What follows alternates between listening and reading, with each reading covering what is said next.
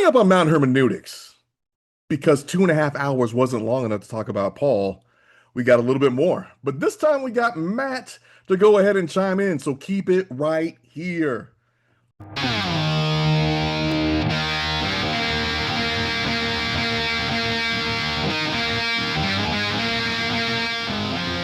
You're listening to Mount Hermeneutics, where three Marines give their perspective on God, faith, and spirituality with a heavy lean on the divine council worldview.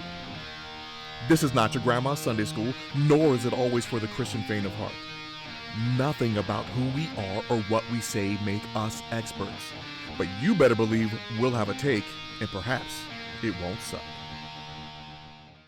Yeah, I think we just guarantee there are 5 million people out there that would think we're awesome. Of 7 billion? I think so. I think it's pretty good math. Yeah. Or 8 billion. I think it's even better math. Sure. Okay. Yeah. Okay, I'll take 1%. There's 8 million people that would think we're awesome. And if they all just gave us $1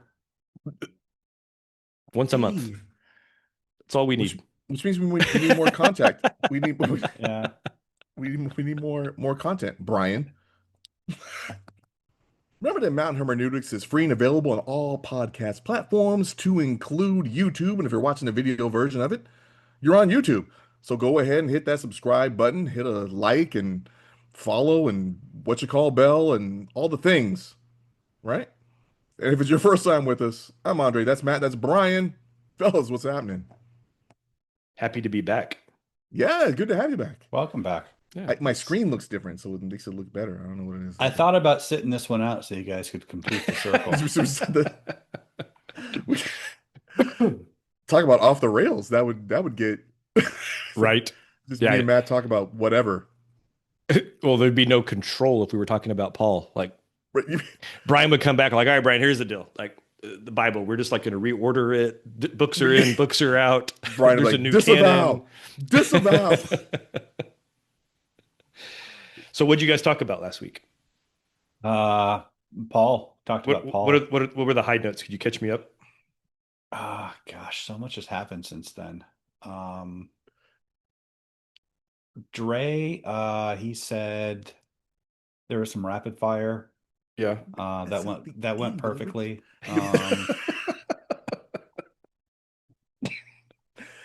Basically, going through the questions like, hey, is Paul actually an apostle?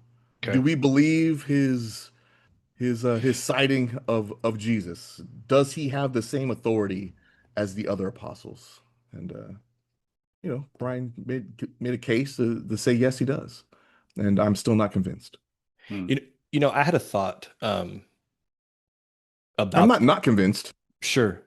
Right. I mean, do we want to just jump back into it, or did you have more questions, Dre? More starter questions, things y'all didn't get into, or I think where we left it is that because what did we talk about? What we didn't talk about was earlier in the beginning of the show, we talked about how the other letters or the other epistles in the New Testament affirm Paul, and we never got into so like First and Second Peter and that stuff. Second Peter in particular, and as well as the faith versus works argument, Acts, Hebrews, James.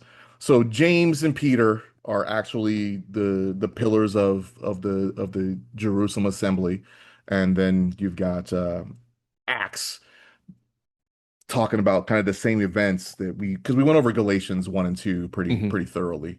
Yeah. And that was 15. It came from Acts 15. So okay. I think I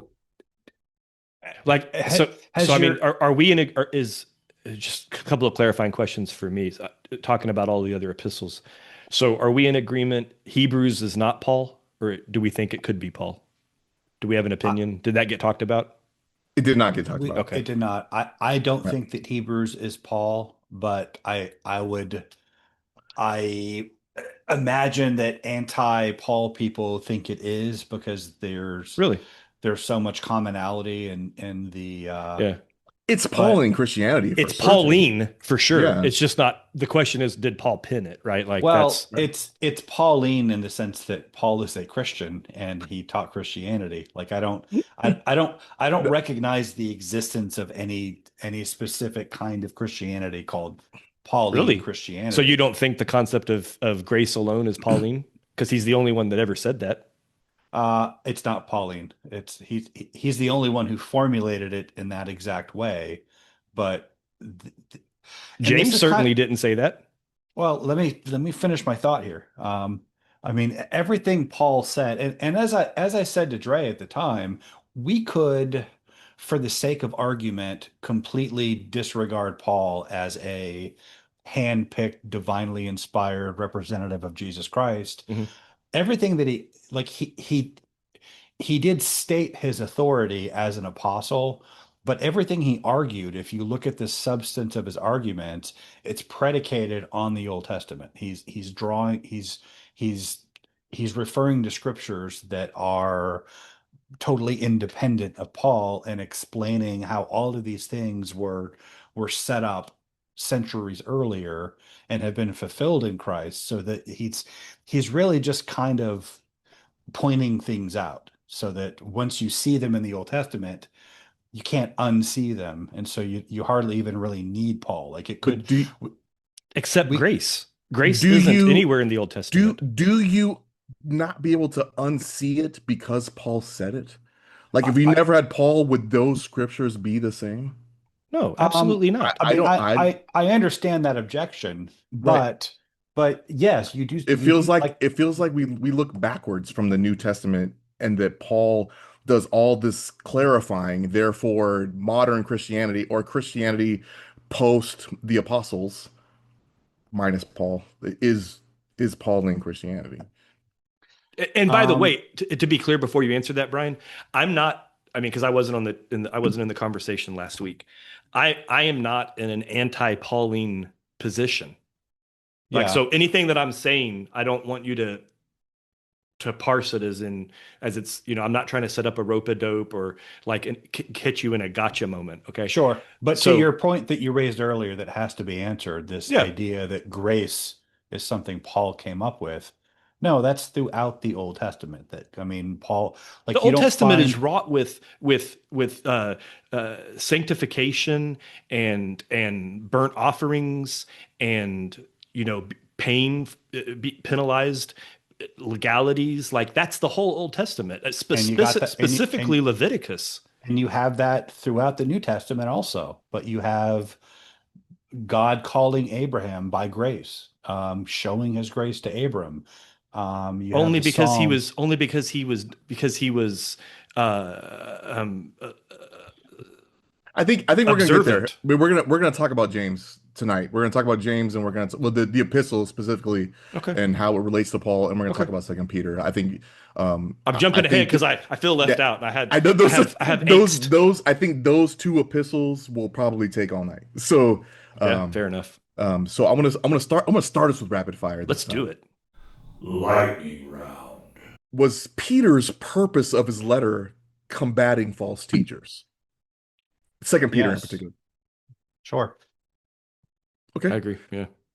Is it possible Jesus praising Ephesus, testing those who claim to be apostles and are not? This is in Revelation 2. Is it possible that he was talking about Paul? Insofar as anything in the world is possible, sure. It's not Is it plausible is it though. is it is it likely? It's less than 100%, but more than 0%. It, I Okay. mean, I think that's okay. Go ahead. Are Paul and James essentially saying the same thing concerning faith versus works? Yep. Yes. Who are the super apostles? Um, I don't think they are the 12. I think that they are probably members of the 500 who are mentioned in the creed, people who had been eyewitnesses of Jesus, but were uh, AKA the jabronis? the jabronis. The Exactly. jabronis. Okay. In Acts 20, are the Jews from Asia, are they Ephesians? I don't know off the top of my head. I'd have to look at it. Do you want me to look at it? No. No. No. Okay. Okay. That would not be rapid. Is there evidence that Paul's a Herodian? No. A what? A Herodian. Not No not not even evidence. not the slightest shred of evidence. No evidence. Not No. proof, but Biblical or extra evidence. biblical? Biblical Okay. and extra biblical.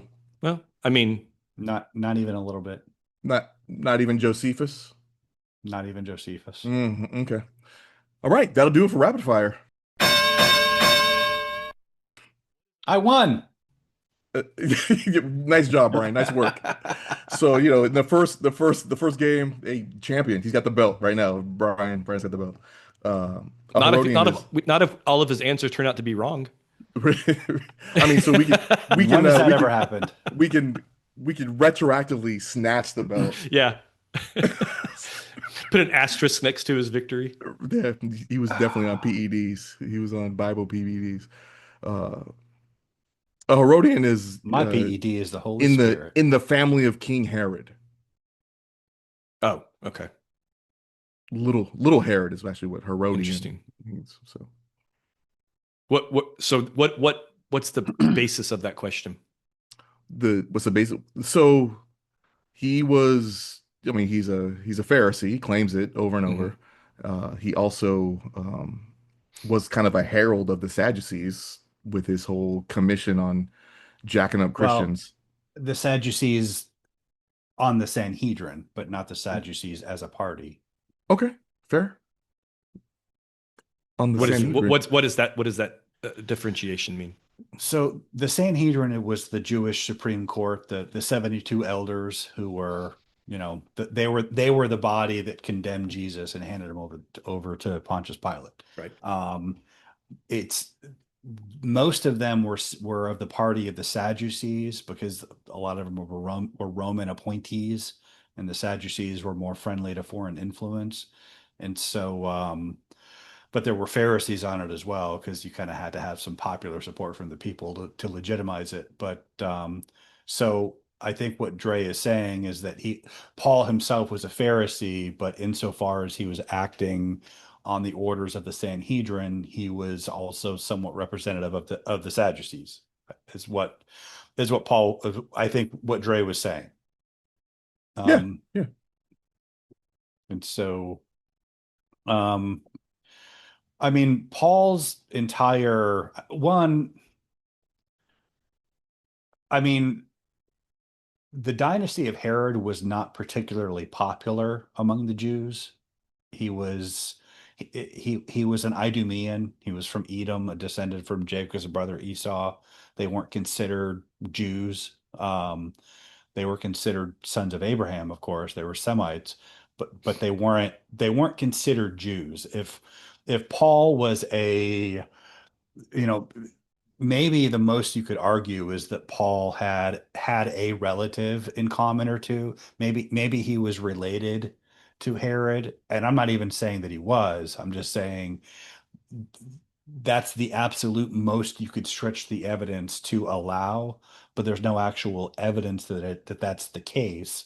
But he's claiming his pedigree as a member of the tribe of Benjamin as part of his identity. Like, I think if he had any significant ties to the family of Herod, I think he would have. I don't think he would have had the influence he had as a rising star in Judaism,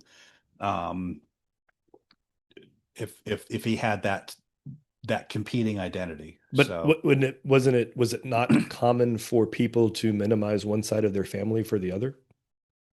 I don't know what you mean by common, but I mean, again, the most you could say is that maybe he has a relative, and again, there's no good reason to think this, but let's just allow. Sure. Let's just give maximum I'm just benefit genuinely of the asking the doubt. question. Yeah. Let's just give maximum benefit of the doubt to that position. Let's say he had a relative who was a member of Herod's family.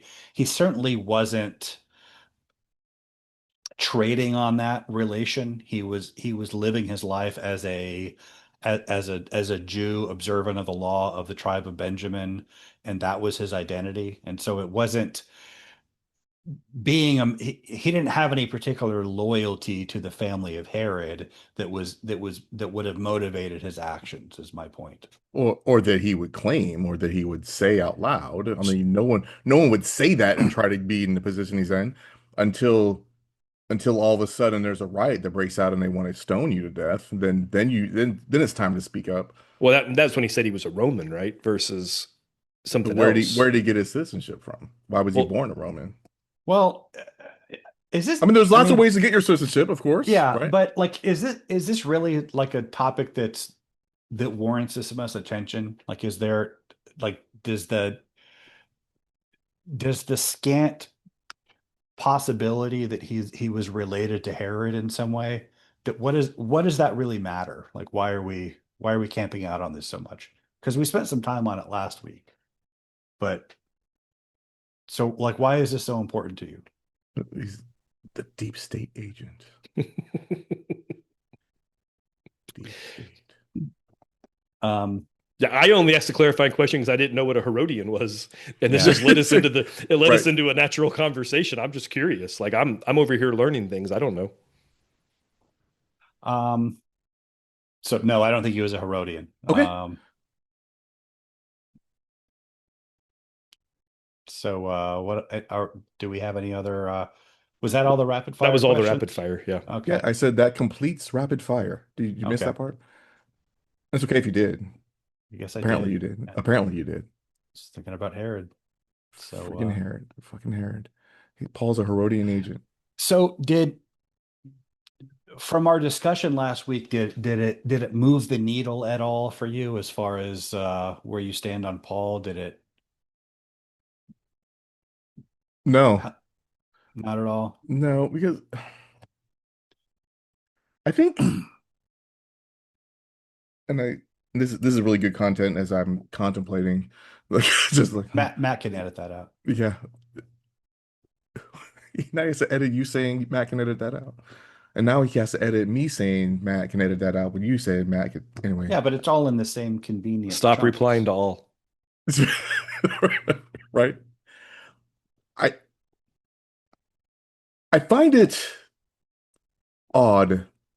Does Paul have any sermons? In the book of Acts, sure. But do we know what those sermons are? It's always like, and then he talked and he wowed the people, and that's it. There are a couple of sermons preserved, but yeah, I agree. There's not a lot of sermons preserved, So, but we're taking church doctrine and basically we're just reading the letters of a dude defending himself and calling that church doctrine, and that's inspired, and that's God's word coming out of his mouth. I think that's an insanely inaccurate characterization of Why? Paul's letters. Why? Because he sure it contains some defenses of himself, but it also, like, Romans is a tightly reasoned point by point exposition of the meat of Christian doctrine. It's I can't think of any defenses of himself that appear in Romans. Okay. So I mean, and that's a pretty important book. There are defenses of him. I mean, he's First Corinthians. I mean, his letters are largely reminding them of things that it's not even things that he alone has taught them. He's referring them back to a common body of Christian doctrine that is more than just what he taught them. Like First Corinthians 15, I'm always bringing this up because of the apologetic value, but he opens by laying into them for forming cliques around which teacher had initiated them. Some of you say, I follow Paul, others I follow Peter, other I follow Apollos, still others I follow Christ. Is Christ divided? Was Paul crucified for you? He's explicitly telling them, don't form cliques around the fact that I initiated you. It doesn't matter which of us initiated you. We all taught you the same thing. Whether then it was I or they, this is what we preached and this is what you believed. And he's again reminding them of the common teaching that they got from all of them. And he's even minimizing his own role by reminding them that he's not the only one that initiated them. So like that's a wildly unfair, inaccurate characterization of Paul for First Corinthians alone. Yeah, Second Corinthians, there's quite a bit of that, and uh, I think it was justified, probably unsurprising, but it's Philippians, again, they're like it's. I mean, so much of all of his letters is packed with doctrine that has nothing to do with him. Um, Would it not and have made sense to maybe trim some of it then? Like my the way dude, I'm not going to second guess how Paul wrote his letters 2,000 years later. no, not how Paul wrote them. I'm talking about when the following church fathers decided what goes in and what goes out. Like I don't. I think they used what they had. You think they I used mean, everything? You think those are all the letters that Paul ever wrote? well, there's uh, in my probably not, but it's probably all the letters that they have. I mean, I don't know. No, I'm saying uh, I don't think it is. I would expect that Paul probably wrote a few more letters than that. well, we know that he did, and we don't know what happened to them. But the idea that I don't think anybody took it upon themselves to decide, we don't need that anymore. Um, I don't know what happened to the letter of the epistle to the Laodiceans that Paul references. I would like to. I would love it if somebody discovered it in some pottery. Um, It's but probably one of we the ones that the goat farmers broke. um, well, it wouldn't have been at Qumran, but Well, the Guild Farmers broke them in Nag Hammadi, which also there was no. Well, but yeah, there was a little bit. The little Marcion Bibles was. Well, so and I guess I didn't get to give my Paul take at the beginning of last week. So I I came at Paul. So excuse me. I think Dre and I both had Pauline questions, kind of coming into this, starting this show from the very beginning. We probably were um caused more angst than helped by making casual offhand comments about Paul this, Paul that kind of thing, and aggravating Brian and causing tension on this topic, right? Um, my problem with Paul was his writing style, not his excuse me, not his theology specifically, but his writing style gave me concerns, which then caused me to hold his theology in a different kind of light. Um, I've explained this before, but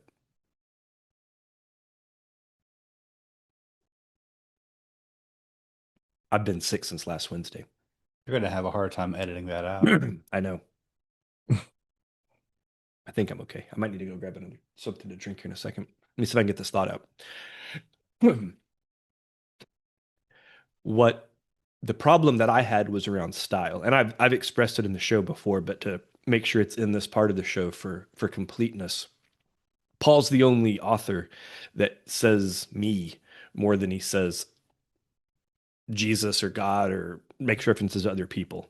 It's I, right? Paul talks about himself a lot. Paul loves him some Paul. That was kind of the thing that I noticed, and I'm like, that's really weird because none of the other gospel writers did that. I mean, the only closest thing you get is Moses saying that Moses was the most humble man in all the land, right? Like that's about the only other kind of close thing you get to that, which caused me to then go, well, if Paul, does that mean like I should question what he wrote, right? Which caused lots of problems with me because, you're dealing with the idea of, God breathed the Bible, it's God's word, inerrancy, all those kinds of things. So a lot of my personal approach to trying to come to terms with Paul was that it was more about inerrancy of the Bible than it was about Paul himself. Through all of my, you know, last couple of years, and I think we did a couple of shows where we kind of really spent a lot of time talking about the infallibility versus the inerrancy of the Bible and those kinds of things. I personally came to a place where I said, okay, Paul could have been inspired. I'm not saying this is like to hold a theory. I'm just trying to put a whole phrase together. Paul could have been fully inspired, and the spirit and intent of everything that he wrote was directed by the Spirit and by God. That doesn't mean that every little style and grammatical inflection and flourish was inspired.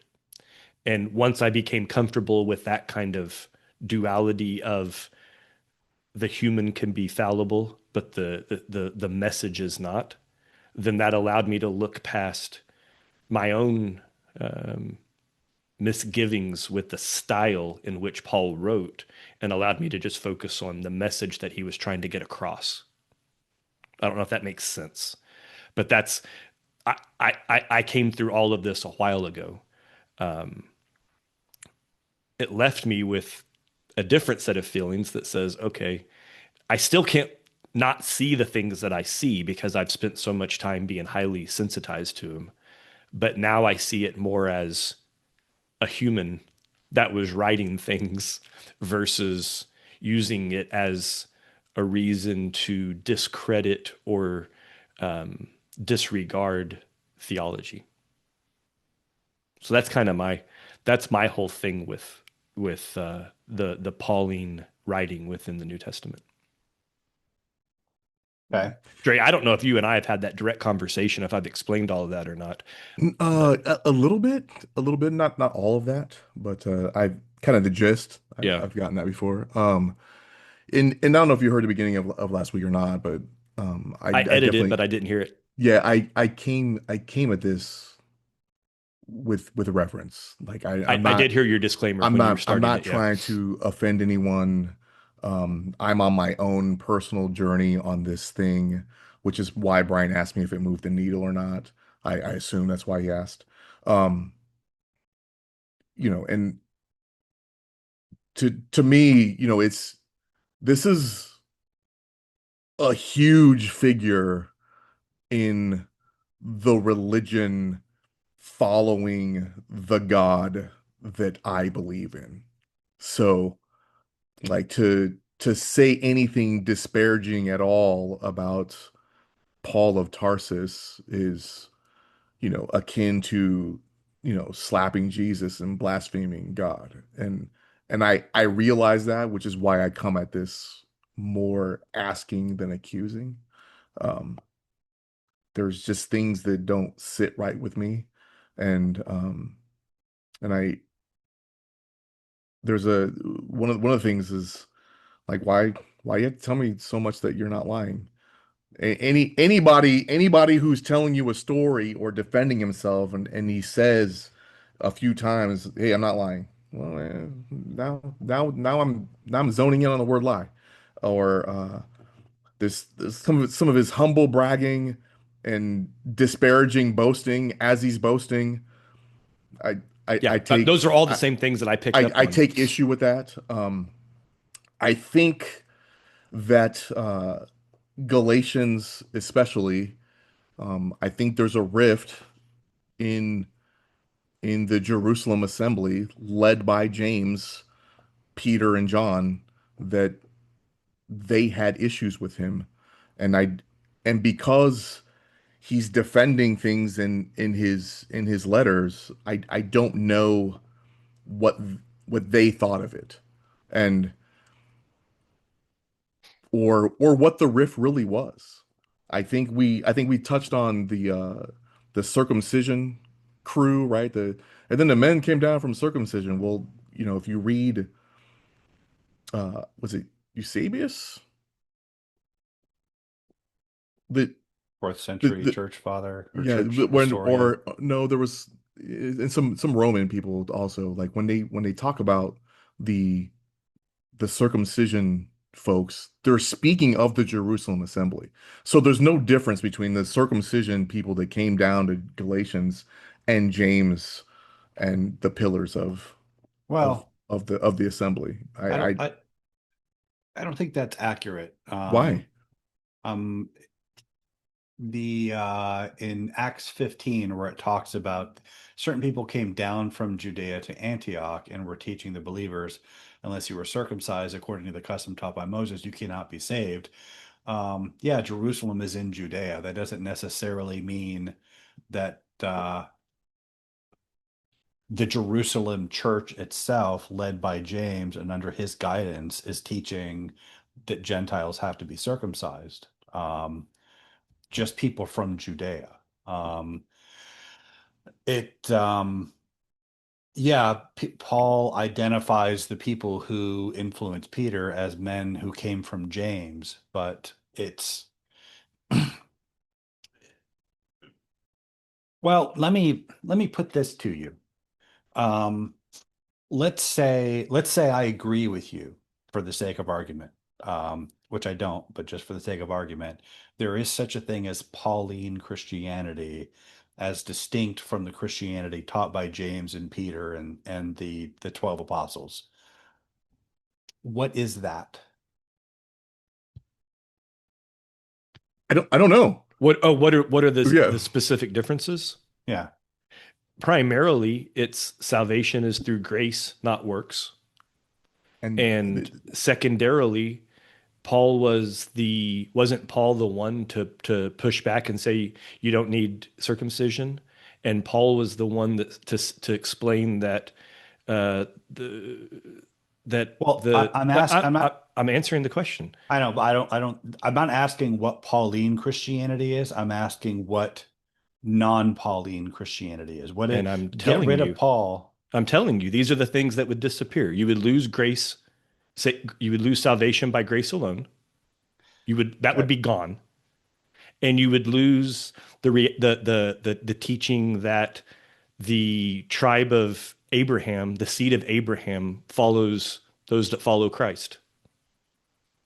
Those are the Okay. two main things you lose if you take Paul's writings out of the Bible. Okay, that's not what I asked. I'm asking what remains? What is Christianity once you remove Paul? Like what is the message that I as a non-Jew am supposed to get that is the gospel? You would essentially get Messianic Judaism. So Messianic Judaism, no, I think that's a good and fair well, question, well, and I think there are answers to that. but let I just me can't think of them off the top of my head. Well, Messianic Judaism reveres Paul as a like that's Pauline Christianity just practiced by Jews. Um, so that's Oh, I guess you're right. No, that's fair. Okay. so I think I think you need to answer if you're going to reject Paul, then that needs to be answered. And I think you'll be hard pressed to find things like you know how into Second Peter I am. Right. Like how would you sum that up in a way that is and maybe this is the time to get into Second Peter and James Okay, and yeah. whatever other Yeah, for non-Pauline sure. epistles. Um, but so what do you got? What do you think? Do you want to? So I find it interesting Okay.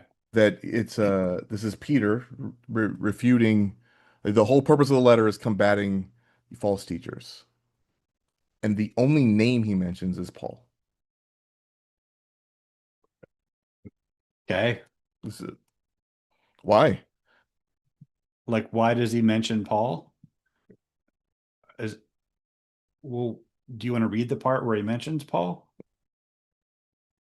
You're talking about Second Peter, right? Yes, yes. Do you have that verse up? I don't. But you memorize it, so read it. Um, All right.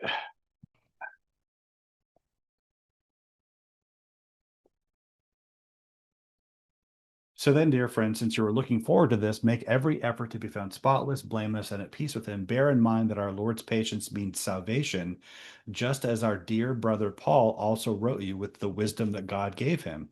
He writes the same way in all his letters, speaking in them of these matters. His letters contain some things that are hard to understand, which ignorant and unstable people distort as they do the other scriptures to their own destructions. What translation is that? That is not something I've read before. That's I- the I'm I'm serious. Like that's not. that's the NIV. That's chapter 3, verse 14 through 16. Um, the part about false teachers is in chapter 2, where he does not mention Paul. Is there something specific in that you think refers to Paul? No, but the whole theme of it is that, and that what you read is not what I've read. So I, hold I on. Hold on. This is great for content also. Matt, that out.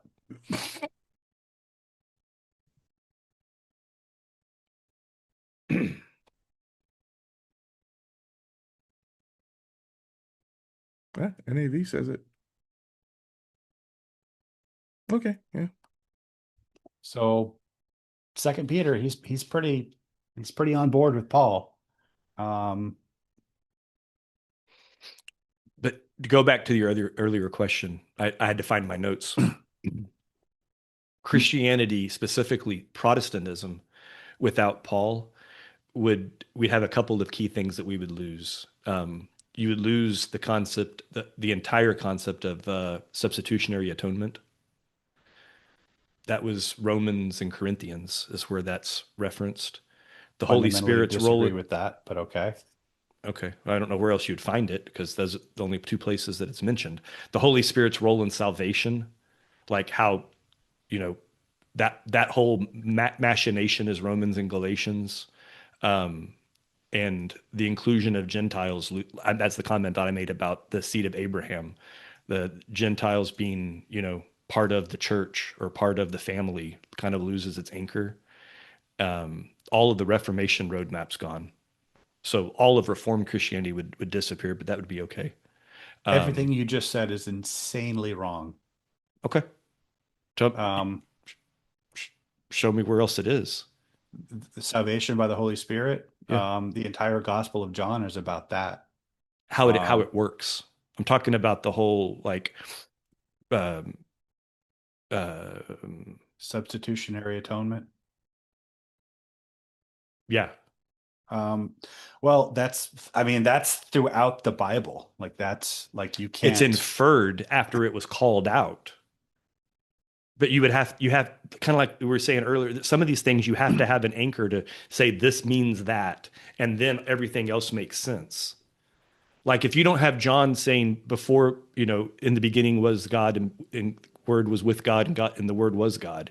If you don't have that, then when Jesus says I'm the word, you can't necessarily prove that that means that, right? You have to have an anchor somewhere that goes, "Oh, now that we have this called out and enumerated, now we can go back and plug it in all these other places," right?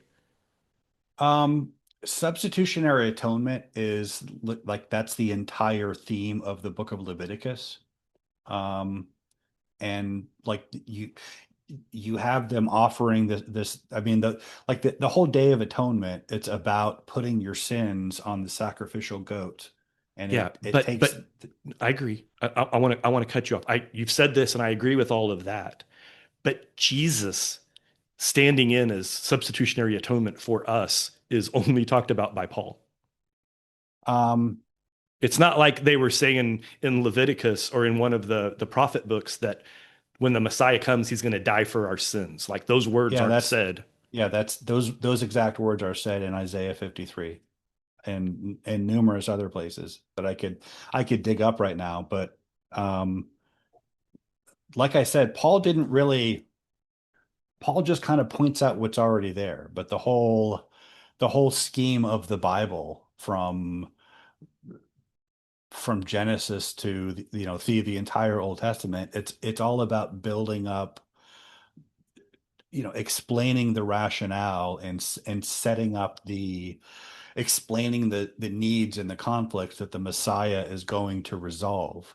And the idea of the Messiah as a priest who offers himself in sacrifice, well, you get that from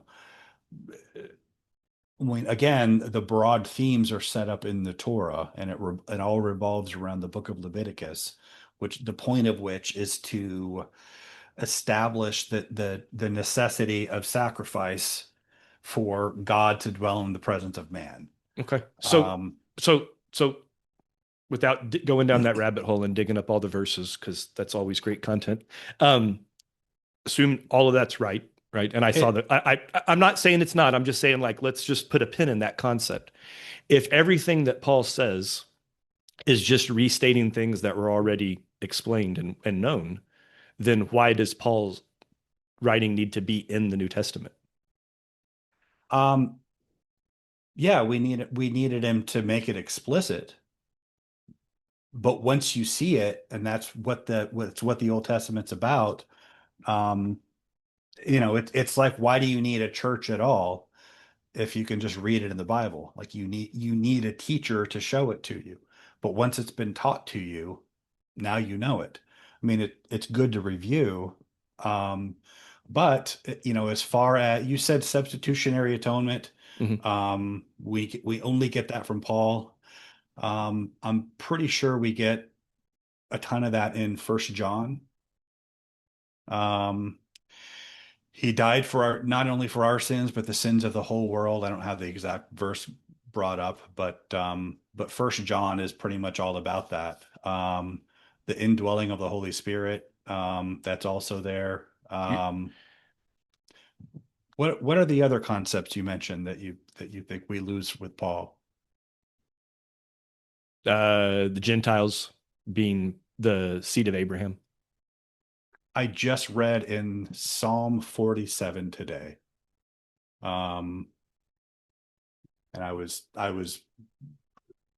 digging into this morning when I was supposed to be working, because I was like so enthralled by this. But Psalm 47, clap your hands, all you nations, shout to God with cries of joy, for Yahweh Most High is awesome, the great King over all the earth. He subdued nations under us, peoples under our feet. He chose our inheritance for us, the pride of Jacob, whom he loved. God has ascended amid shouts of joy, Yahweh amid the sounding of trumpets. Sing praises to God, sing praises to our King, sing praises. For God is the King of all the earth. Sing to him a psalm of praise. God reigns over the nations. God is seated on his holy throne. The princes of the nations assemble as the people of the God of Abraham. For the kings of the earth belong to God, for he is greatly exalted. Um, that is actually a messianic eschatological psalm. Like, that's the kind of thing that we would like read in church today, and we'd gloss it over because Mhm. it's kind of cliched, because of course God is the king of all the nations. Of course God rules over the earth. Of course all the nations worship the God of Abraham. He's God. He's just in charge of stuff by definition. But as we know from studying the Divine Council worldview, at the time that was written, gods were regarded as territorial. Mhm. Each land had their own set of gods, and Mhm. God was the God of Israel. Going back to the Um, Tower of Babel. right. But That you've got, that's for the listeners, Brian. I know I'm just making the yeah, DCW linkage there to make sure everybody knows that yeah, I try to continue to make these connections like yeah. constant, so folks that aren't following along at home with the DCW view understand where we're getting all this from. Now, in the ancient world, when you had like one like massive empire after another that conquered the known world, it would be understandable for the Babylonians to say that Marduk is the king of the nations, that he's the god over all the peoples of the earth. The same for the Greeks and the Persians and the Romans and the Assyrians, who at one time ruled the known world. But for this tiny nation in a backwater of the Mediterranean, saying that their God is the God of all of the nations, and that all of the princes of the nations will gather as the people of the God of Abraham. That is an astonishing thing. Um, and you have this throughout the Old Testament, um, prophesying this time when all of the nations worship the God of Israel. Um, that this theme of the Gentiles being brought in to the covenant, and joining the Commonwealth of Israel, that's throughout the Bible. Like Paul just pointed that out, but it's really everywhere, going back to the call of Abraham, or the call of Abram, as he was named at the time. Um, God will make of him a great nation, and make his name blessed, and through him all families on earth will be blessed. So, like, again, Paul certainly explained it better than anybody else, but it's still there whether you have Paul or not. So, is was there anything else that you The only one that you didn't have an answer for was the grace alone. But so well, so grace well, I did actually, but we moved on before I could finish it. But there's a Hebrew word, chesed, that gets translated steadfast love. It speaks of God's covenant love, his covenant grace. Um, well, I mean, I think you could just open the Psalms at random and find somebody throwing themselves on God's grace. Like, read Daniel's prayer in Daniel 9, where he's calling upon God to fulfill his promise to bring them back from exile. And he keeps reiterating, not because we're worthy, not because we deserve it, but because you are gracious and merciful.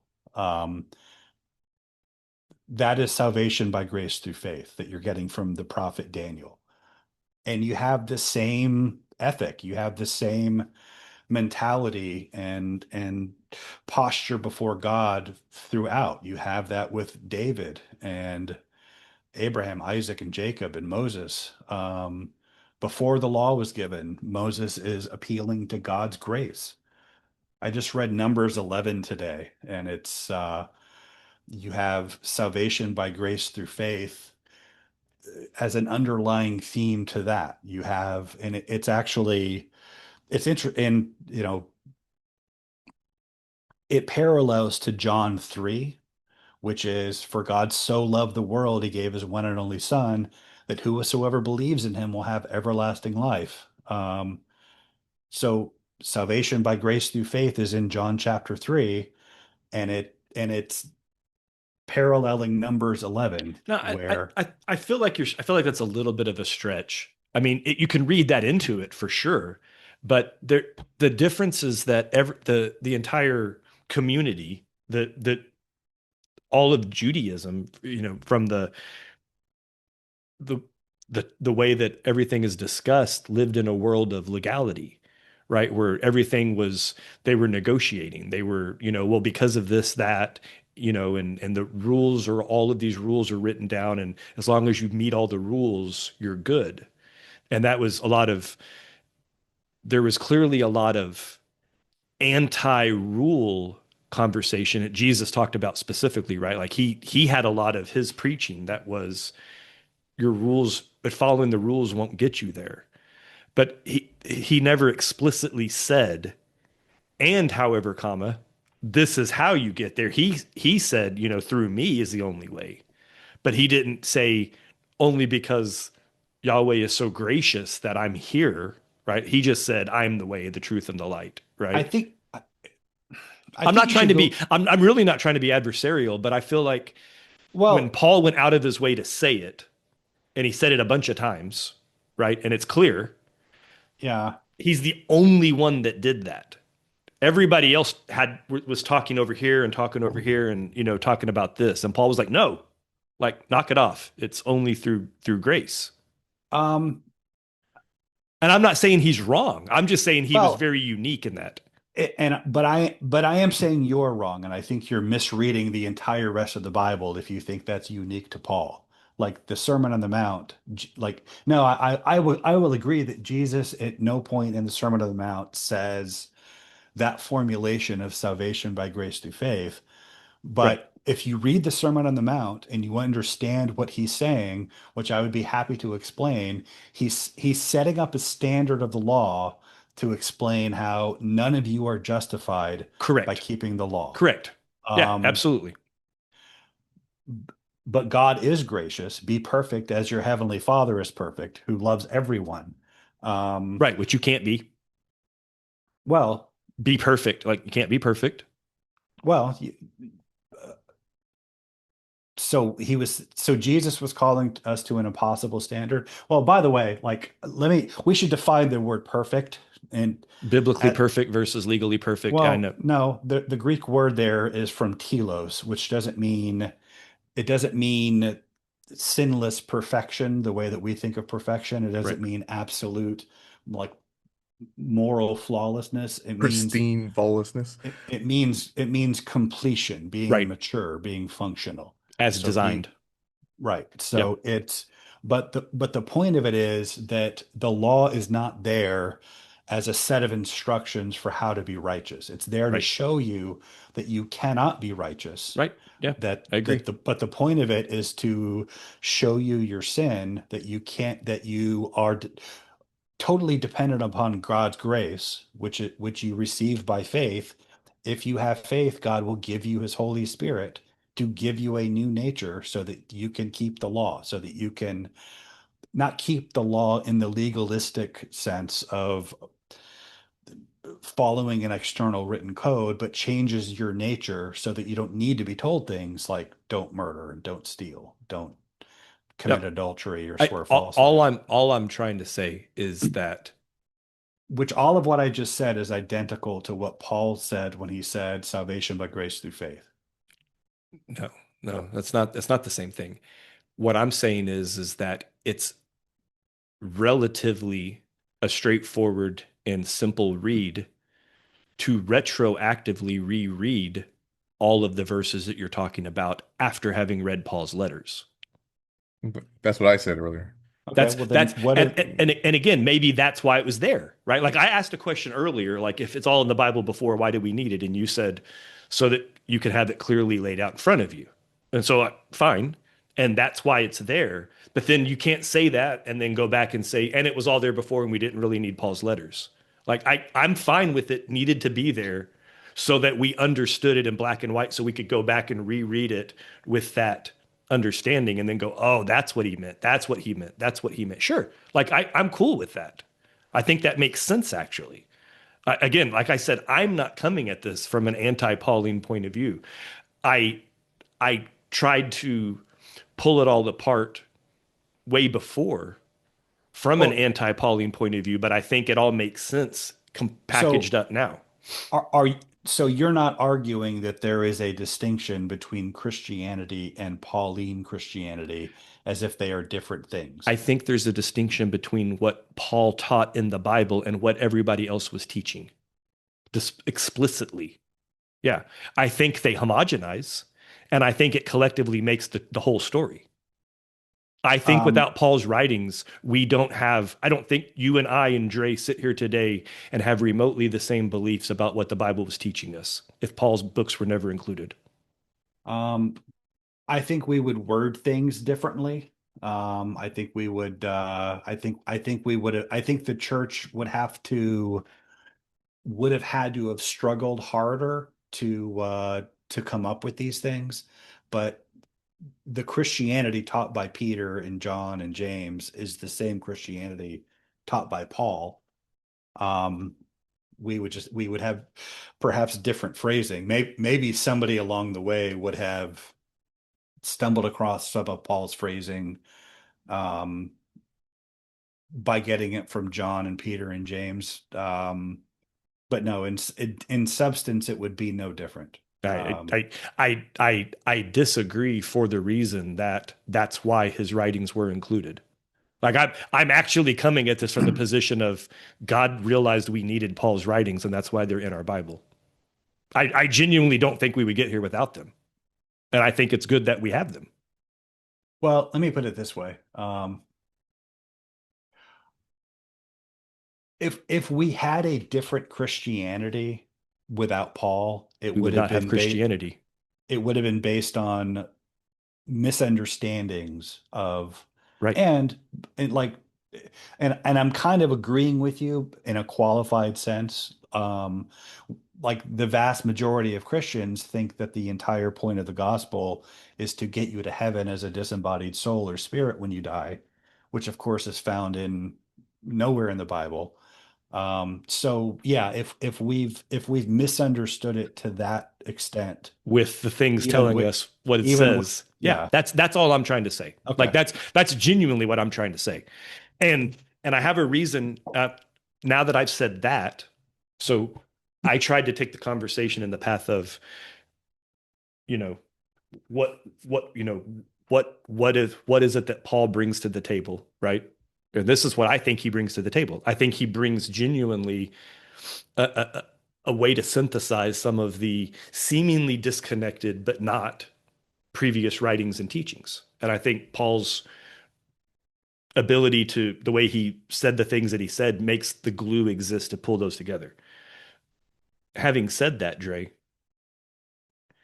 if what if we flip that question around, right? So if I understand some of your kind of fringe tinfoil kind of possible theories about Paul, you have some thoughts about Roman subversion and some third party trying to direct and guide the early emerging Christian faith kind of thing. Is that, I'm not trying to put words in your mouth, but that's kind of there, right? Yeah. So what if I asked you, what,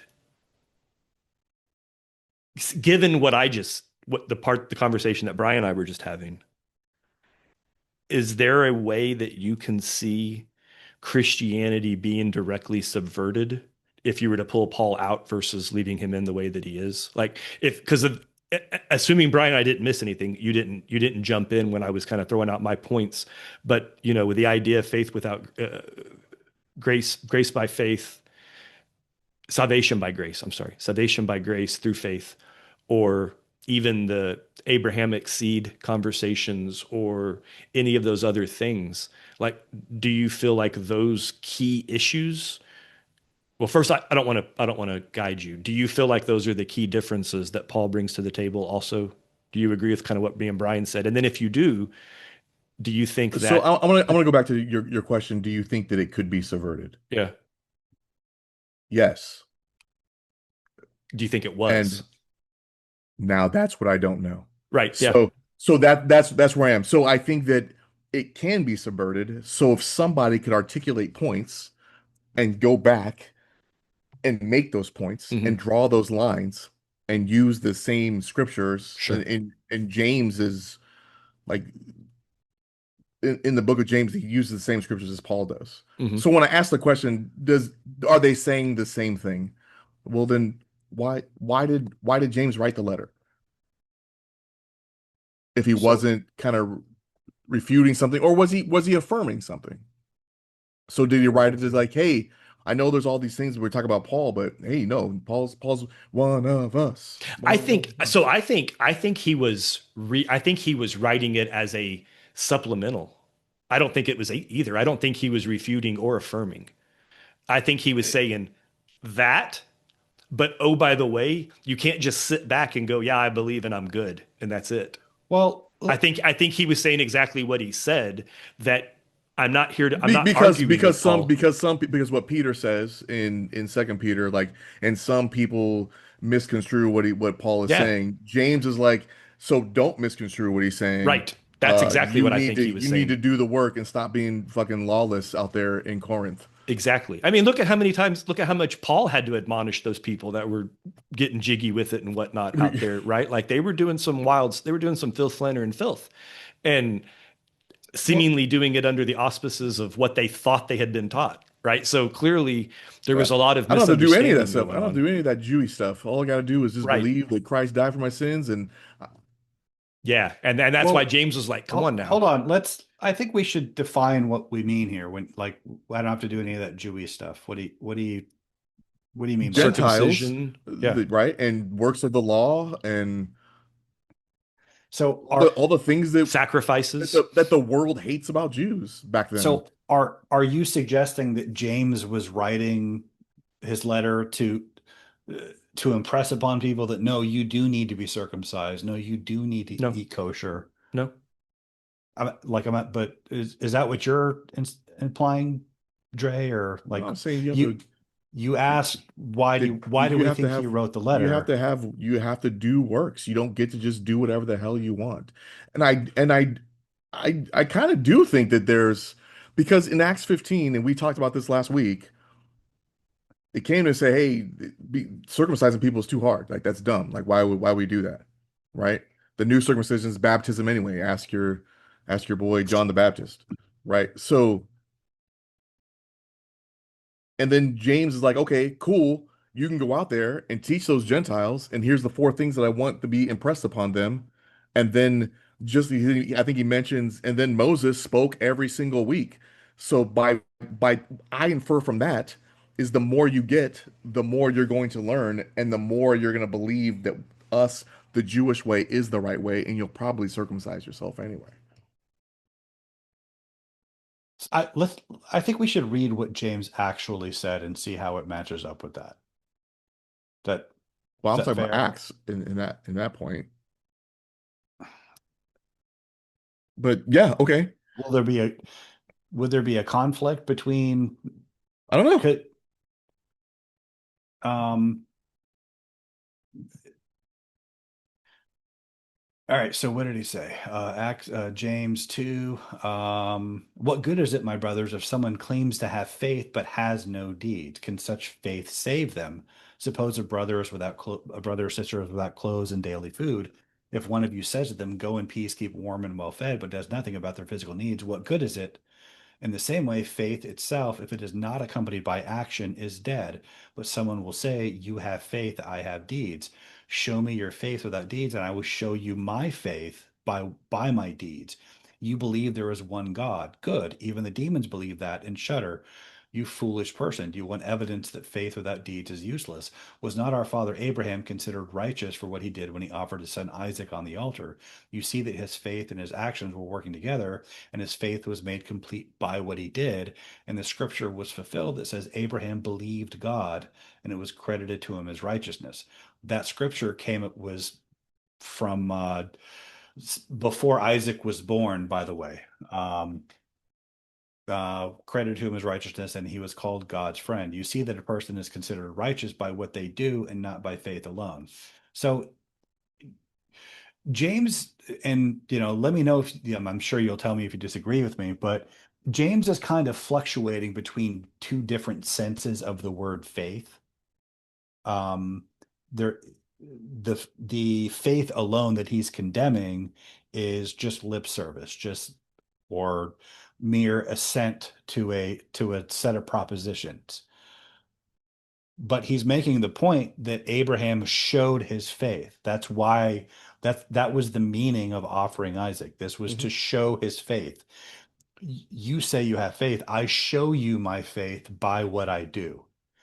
The doing is the expression of the faith in a different sense, which is that you actually trust and believe. Like faith is a not just lip service or a doctrinal position. It's a relationship orientation. It's a belief in where your reward lies. Is it in trusting God and doing what he says, or is it something else? Your faith is shown by what you do. That's what Paul said. So you believing in God is fulfilled by your works, and especially in James 2:23, that's what he's saying about Abraham. Yeah, Right. I agree. Mhm. Okay. How does that differ from what Paul taught? When does Paul talk about works? He said you're not saved by your works, A but man is he justified by faith apart from works of the law. Right. right. Yeah. Apart Yeah. from works of the law. That's the difference is that Paul overemphasizes faith. Apart. Well, he doesn't overemphasize faith, Yeah, he does. but do well, that's your opinion Sure. that you're saying that in your estimation, And works of Paul the put too law much are emphasis. tied to boasting and a curse. And James says that no, it's So so So what kind of life and behavior do you think Paul was counseling by that? Do you think he was saying just render lip service to God and that's enough? Well, No, well, that's not what no, he's saying. because he's He's like, saying the now does this opposite. mean that you can do this? By no means. He says it like four times in a row. Mhm. By no means does that mean that. Okay. So, He minimizes works in well, favor of faith. He's Because saying, don't go around being a braggart and being a show off and saying, look at all the great things I did in the name of God. Because if you don't actually believe in God, you're not, and you don't accept what he's offering, you're not getting the gift. well, You and he can't also work your way to said, heaven. yeah, you're not, well, they they're not trying to get to heaven, but I know what you mean. Yeah. But I hate that we default to what we know to That be wrong. language, it's So, just yeah, common language. Yeah. the but the Paul would not have been a fan of indulgences. yeah, Paul would have, and nor would James have been. I no, agree. James definitely would not have I been. agree. So And that's why I don't think they're opposed. I And think I think that James is like, hey, let's be careful about calling the law a curse because the Torah is perfect law of liberty. It's like you'll be judged by this law of liberty.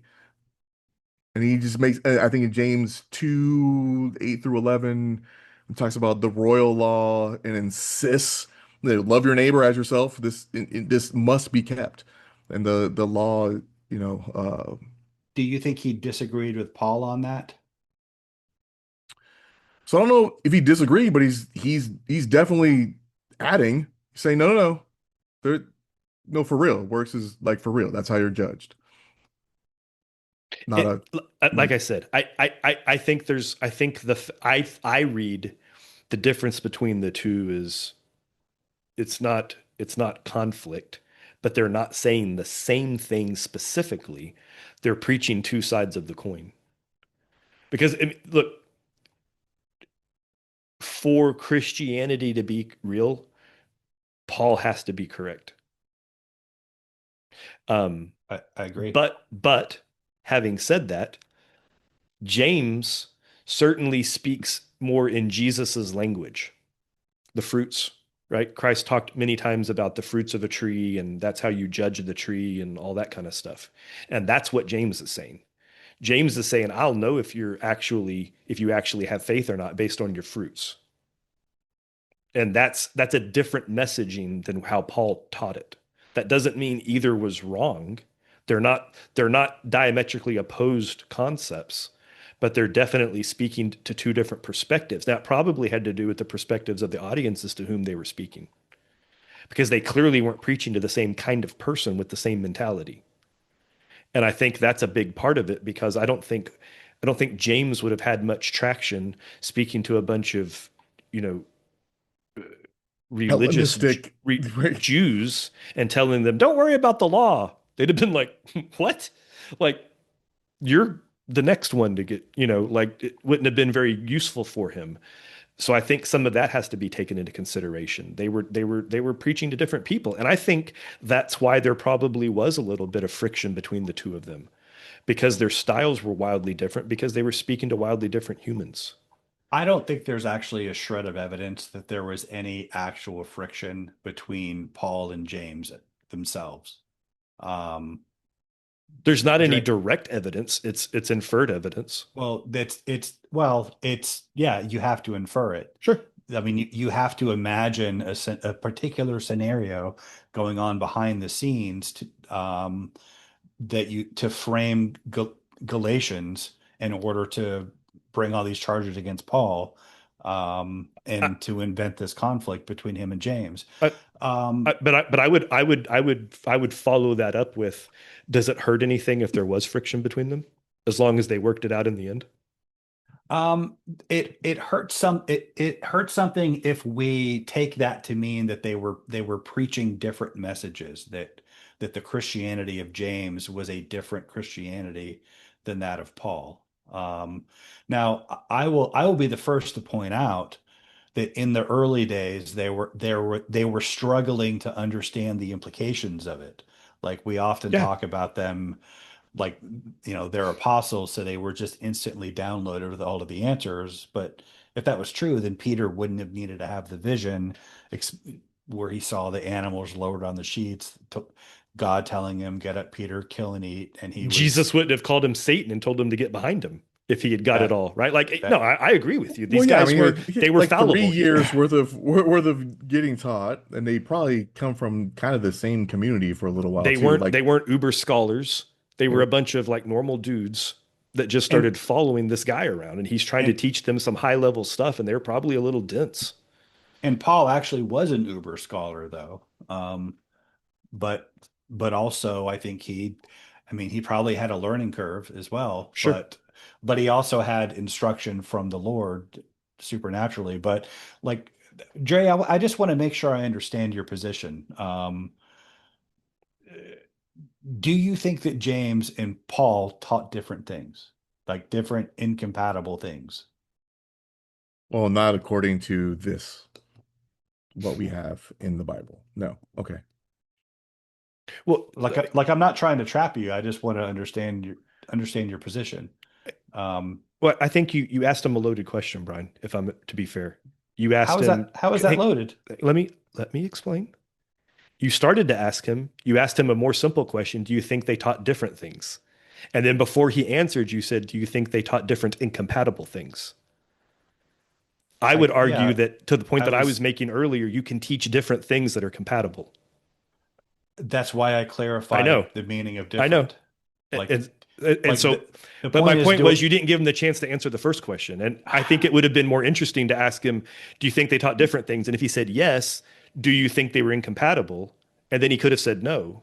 well, and I look, I'm not going to defend the way I asked the question. I asked the question the way I did because I don't think it would be interesting to ask an unclear question and get an answer that doesn't address the main issue under discussion, which is, what are we talking about two different and competing Christianities here? Or are we talking about two guys who taught the same thing just in different words? Okay. So, and There's that's the expanded question then rolls back around to the first one. Okay. so if you're done critiquing my question, Dre, do you have an answer? I, I think they did. I just don't know what it is. You think it was That's my incompatible? that's my position. I think there are pieces of it that was incompatible, and there's a reason why there was a decree for certifications, and why Paul was pissed, and why Paul in Acts 20 had to go back to Jerusalem, perhaps to gain that certification. What do you mean a decree for certification? So there was it Second Corinthians, the where the in Corinth they're like, well, if you don't have a piece of paper from James saying that you can teach us this, then you can't. And then Paul gets pissed and answers. He actually gets super defensive on. That's where he brings up the super apostles and the. Actually, I think the decree happens in uh, the Clementines. So again, not in our Bible. So So you mean in the Clementine epistles? no, the homilies, the Peter speaking to. I honestly don't know what you're referring to. Okay, well, I mean, I'd have to look it up, and we don't have time for that. But there,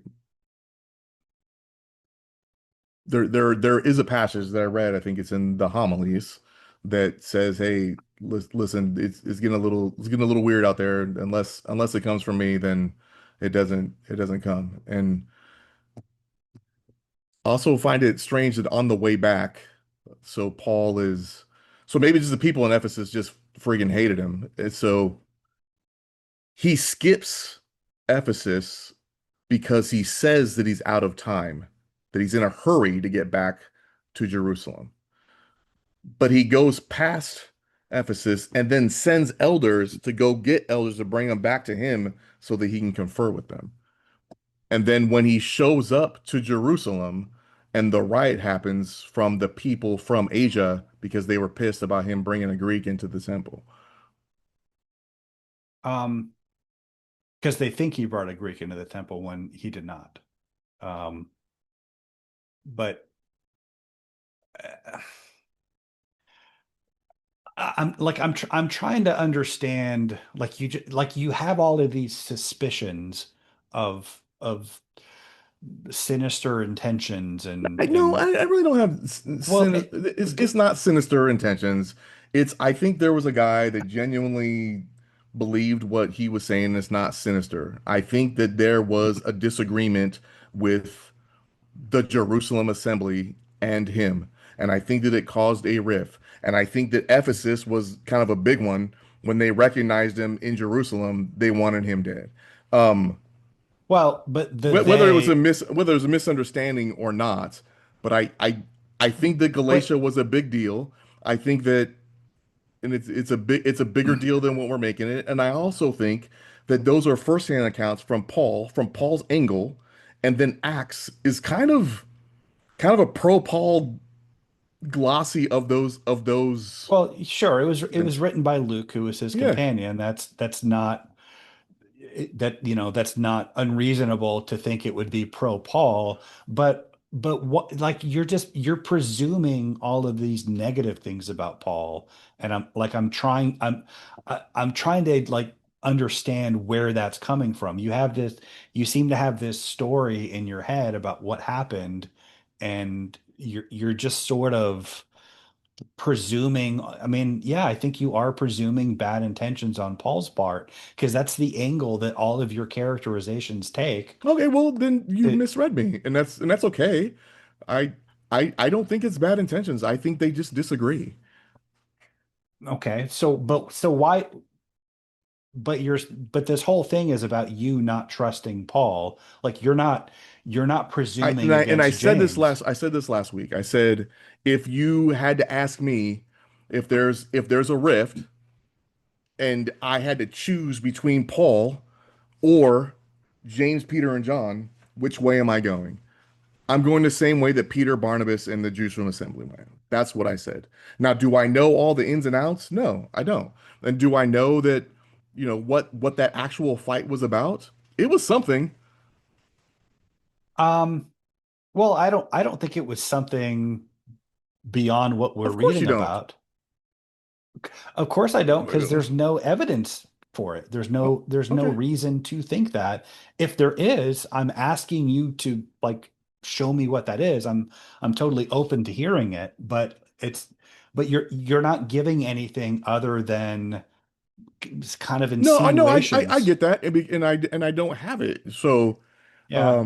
I it would mean, have to be it's writings from Romans, people that I've seen and read. It's extra biblical stuff. It's Qumran writings. It's so I mean, it all kind of lines up to me. And what's the difference in the Christianity? I'm I'm not sure. Yeah. um, Something else that occurred to me. I don't know if you guys talked about it last week or not. Did you guys talk about, or did you just put a pin in it, or did you guys close out on Paul's revelation from Jesus? we did talk about the Damascus Road Yeah. appearance. So I have a thought. I don't know if you guys said this, and I'm just rehashing something that you already said. Just laugh Well, at me. before we move on, though, I've had this scripture up for a while, several points ago, and I don't want to go move on too far before I get to it. As far as Paul's relationship with the law, I think it's worth. There's all kinds of examples like this. Ephesians 6. Children, obey your parents in the Lord, for this is right. Honor your father and mother, which is the first commandment with the promise, so that it may go well with you and that you may enjoy long life on the earth. Paul is always quoting the law in instances like that to try to impress upon them how they should be behaving, how their faith should be lived out. So, like, Paul is not anti-law. He's not telling anybody ignore the law, it doesn't matter anymore. Did either of us say that? That seemed to be the direction we were going. And if you didn't say that, then I think then we need to do a better job of nailing down what we think James was saying that we that we're bringing him up at all in the context of this Works discussion. aren't covered by the law. I don't know what that sentence means. Works aren't covered by the law. When James is saying faith without works is dead, he wasn't speaking to your adherence to the law. That's not how I read it at all. Because in that thing, like in that thing in Acts that you guys read, we're talking about, if somebody needs something and you're like, oh, thoughts and prayers, and you don't help them, that's not against the law. That's you just being a bad person. Yeah, that's why I wanted to read him in context. But yeah, I was never even close to suggesting that Paul was saying you're above the law or you don't have to follow the law. We had already discussed and proven that the law was you were still gonna fall short. Like you couldn't legal your way into heaven, into paradise. I'm at least gonna make that switch, and that'll make my colloquialisms fit. You can't legislate your way into paradise. And I think everybody kind of got that by this point. The difference well, I shouldn't say everybody, but that was what Paul was specifically trying to say is like, you be as good a person as you want. It doesn't matter. If you don't have faith, you just won't get there. Yeah.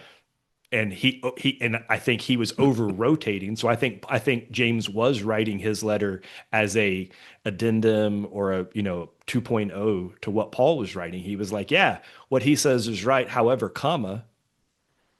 if your fruits don't match, we know who you are and he'll know who you are. Then you don't believe anything. Yeah. Right. The most common, like among those, whether any of the three of us think this or not, the most common objection to Paul, like the people who think that Paul wasn't legit and that he subverted and that use phrases like Pauline Christianity to distinguish from what they think is actual Christianity. The most common objection is they think Paul was anti-law, was antinomian, was telling people to ignore the law and that it didn't apply anymore, whereas James was writing to tell people to keep the law. Yeah, I don't read either of those that way, to be honest, because I don't think the law was relevant to Gentiles. So it's not even, to me, that's a weird starting point. Well, that's the common objection. Okay. Well, like it's James not my objection. Tabor types. Or it wasn't my objection when I came into this. Not that it's still my objection, but I don't even see that as being an argument. That's like saying that, right now we have to all live by every Levitical law that exists. No, we don't. Like a lot of that stuff was, the covenants were changed. The dream, the dream with the unclean food, like all that stuff. But the Bill of Rights didn't change. Huh? The top 10. So, you're right. We find these truths to be self-evident. That's right. So the top 10, I think that's the law. Yeah, all that other stuff. I don't think that's what an early Near Eastern Jewish person would have thought when you said the word law, right? I think the minute you say the law, they're thinking of the stack of books or scrolls. Probably. Right. I'm not Jewish, so I don't know. Well, and that is an important distinction to make between the law of Moses in terms of the commandments and the Torah as a literary collection. Yeah, that's fair. I mean, maybe I'm wrong. Maybe they didn't think that way. Maybe when you said the law, if you're talking to a certain sect of Jews, they just meant the law of Moses and that was it. I mean, maybe Dre's Bill of Rights is like, they're like, if it ain't the Bill of Rights, I don't care. If it's not enumerated. Yeah. I mean, maybe that's an interesting conversation point, but I think that's beyond the pale of where we are tonight. Well, so let me throw this thought in here. I wanted to talk about Paul's revelation or his visitation or whatever the right word is. I know there's in the anti-Pauline space, there's some analogous couplings with Paul and Joseph Smith and Muhammad, right? that happens. Um, it's interesting that two clearly came after one, right? One of them was the first one to say this thing happened to them. The other two were like, yeah, that thing that happened to Paul happened to me also. Um, it's also interesting that neither of the other two said that God appeared to them. Joseph Smith did. He said He the did. angel of the Lord. No, he saw. No, he had two personages, God the Father. I thought it was the Well, angel he had more Mormus or whatever. Moroni. Moroni, yeah. He had multiple visions. His Okay. first vision was of God, he said, was of God the Father appearing in bodily form with Jesus Christ also standing next to him. So he Yes. saw Really? with his own. Yes. I didn't know he Yeah. said that. Yes, he Yeah. did. Pretty. That seems less believable. It No, I'm was being believed. serious. I'm not trying to be Yeah. funny. I mean, Because, and I say that biblically, the verse that no man has seen God, right? And that every time that there's a conversation of God walking with or whatever, it's supposed that that was, the the pre-incarnated Christ or Melchizedek. No. But to see both of them means it couldn't have been a pre-incarnated Christ in two powers kind of thing, that it was both. Well, that's because they're not Trinitarians, Matthew. Well, but Trinitarians still have to acknowledge the entire Old Testament. And it's in the Old Testament when it says no man's seen the face of God. Well, No, yeah, I'm but being serious. No, I know, Well, but but it's after, right? So no man has seen the face of God until now. Okay. Okay. Fair. That's actually in the New Testament. That's in John's Gospel. No one has ever seen God, but God, the one and only, who is at the Father's Okay. side, Right. made him known. But it's still in the But, Bible. Okay. yeah, So Joseph Smith had a piss poor understanding of the Bible, and that's why that's why he made up the things that he did, and that's why I actually didn't know he said he also saw God. I definitely didn't know he saw both of them. that's why actual Christians immediately reject Mormonism upon first hearing about it, because it was too much. It so clearly flies in the face of everything the Bible teaches that, like, clearly the guy was making it up. The God we're reading about in the Bible would never appear to anybody as God the Father with Jesus the Son standing next to him. Yeah, I'm having like a George Lucas moment with that now. A George Lucas moment. Yeah. I don't know. Force projection of like Qui-Gon and Obi-Wan looking at me. All right. No, that's how that conjures in my mind. I got like these like bluish, greeny, fuzzy kind of people looking at me and smiling. Oh, gotcha. I saw a pretty funny one with Rey. Like, I'm Rey Skywalker, and like all the ghost Jedi's like, what the fuck? Yeah, because she said Skywalker. Yeah. Like, no, like Luke's all, you get my father's name out of your mouth. Yeah, I've seen that. That's pretty funny. She's like the Joseph Smith of Star Wars. And it's funny because like, you just hate me because I'm a woman, and then Ahsoka's Leia like, and Ahsoka. no, Ahsoka's like, no. Yeah. You're just overpowered and no training, and yet she was no training. You worked taking all, out people. Yeah. Yeah, it's just poorly written. So did we solve Paul? I don't know. I mean, I wasn't here to solve anything. I was just here to catch up on last week. I wasn't here to solve anything either. It's just I wanted to make my objections known, and they are, and I have things to ponder. So, Dre, you think you're in a place where you just have like some weird thing you can't let go of, but do you feel like as you address them, they continue to fall away, or they dig in more, or? No, I think they're in the exact same place. Like, I don't know if they're in the exact same place. I don't. I honestly still don't know what your objections to Paul are. I think he's read too much extra biblical writing. Probably.